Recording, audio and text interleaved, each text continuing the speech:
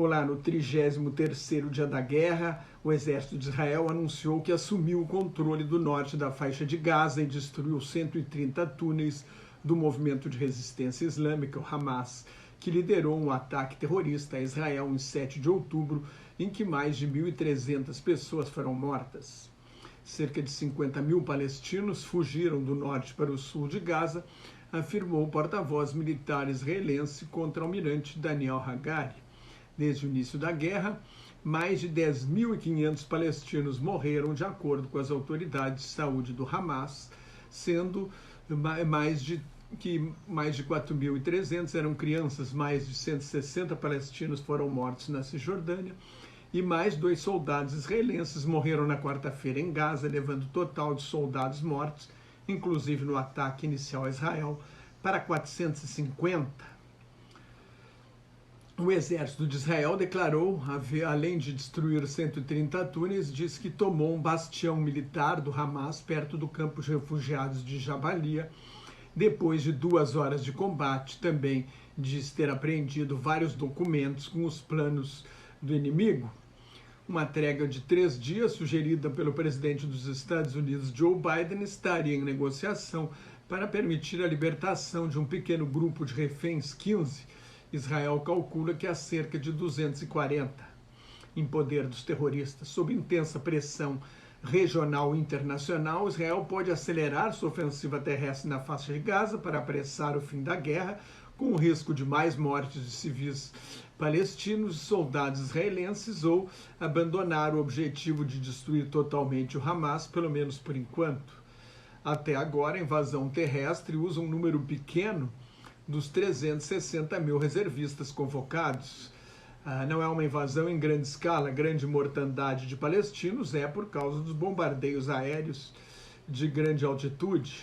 Há também que se considerar o impacto da guerra sobre a economia de Israel. Uma guerra de 10 meses a 1 ano deve custar mais de 50 bilhões de dólares. A mobilização de 360 mil reservistas tira muita gente jovem do mercado de trabalho, e o turismo está paralisado, né? Ninguém vai lá até o fim da guerra. Como acontece todos os dias desde o início desta guerra, Israel bombardeou alvos da milícia fundamentalista xiita libanesa Hezbollah, o Partido de Deus, no sul do Líbano, depois que foguetes foram disparados da região contra o norte de Israel. 3 milicianos do Hezbollah morreram desde o início da guerra. Houve mais de 60 mortes de combatentes da milícia xiita libanesa.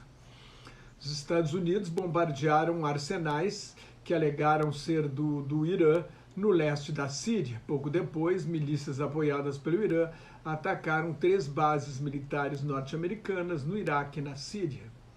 Os rebeldes hutis, apoiados pelo Irã na guerra civil do Iêmen, derrubaram um drone norte-americano. Em entrevista ao jornal The New York Times, um alto dirigente do Hamas, Khalil al-Hayya, defendeu o ataque terrorista de 7 de outubro. Ele argumentou que não foi um erro de cálculo grosseiro, foi a maneira de romper o status quo e recolocar a questão palestina na mesa de negociações, abrindo uma nova etapa na luta para a criação de um Estado palestino. Tínhamos de mostrar que a causa palestina não estava morta, disse ele. Um porta-voz do Hamas acrescentou: espero que o estado de guerra com Israel seja permanente em todas as suas fronteiras e que o mundo árabe nos apoie.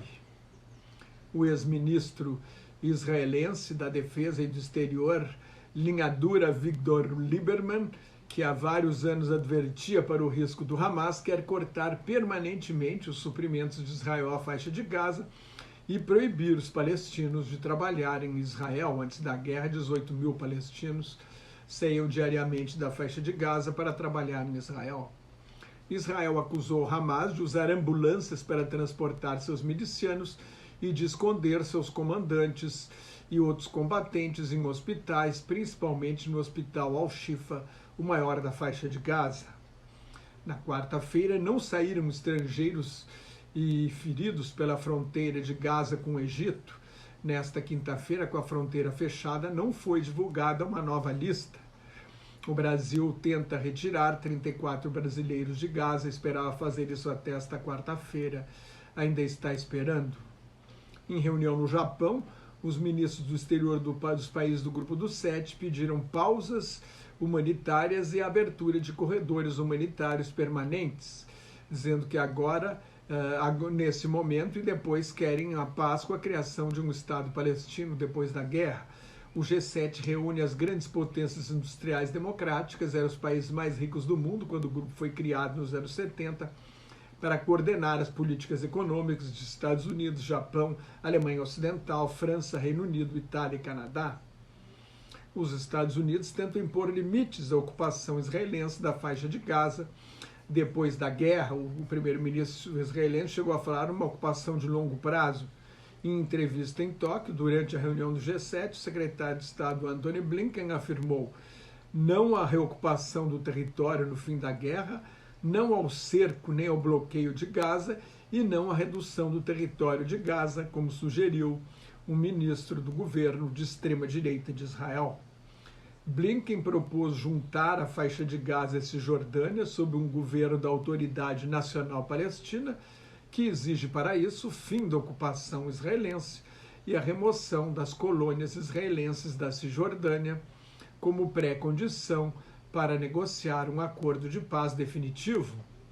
Há cerca de 700 mil colonos israelenses na Cisjordânia, contando os 220 mil que estão no setor árabe de Jerusalém, que também é parte da Cisjordânia, ocupada desde a Guerra dos Seis Dias, de 5 a 10 de junho de 1967. Senador democrata Chris Murphy entende que Israel deveria fazer uma ofensiva mais focada em alvos específicos para poupar as vidas dos civis palestinos.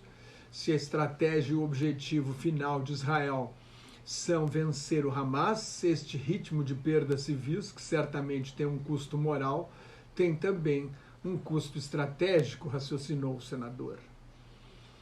3 organizações não governamentais palestinas recorreram ao Tribunal Penal Internacional, com sede em Haia, na Holanda, para denunciar o que chamam de genocídio, crimes de guerra e crimes contra a humanidade, que teriam sido cometidos por Israel. Al-Haq, o Centro Al-Mezan e o Centro Palestino dos Direitos Humanos acusam Israel de intenção genocida, incitação ao genocídio, crimes contra a humanidade e crimes de guerra.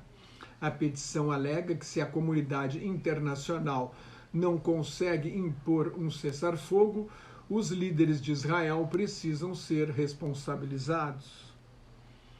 Em visita à região, o alto comissário das Nações Unidas para os Direitos Humanos, o austríaco Volker Türk, acusou os dois lados de cometerem crimes de guerra ou contra a humanidade.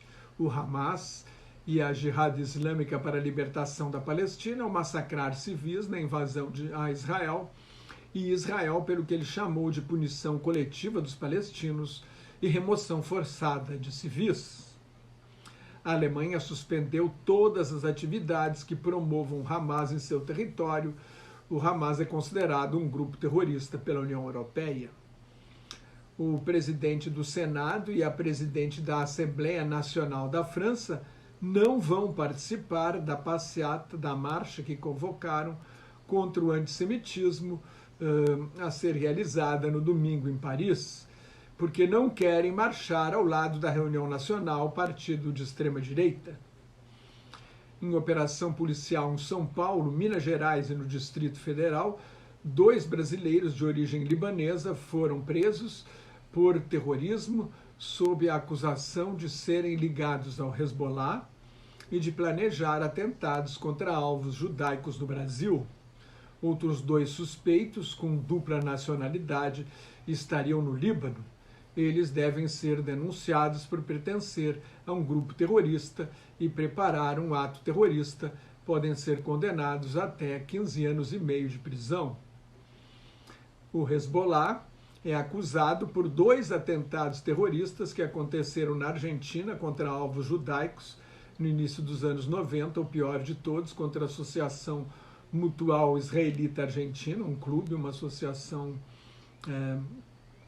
de judeus de Buenos Aires, morreram 85 pessoas, é considerado o pior atentado terrorista da história da América Latina.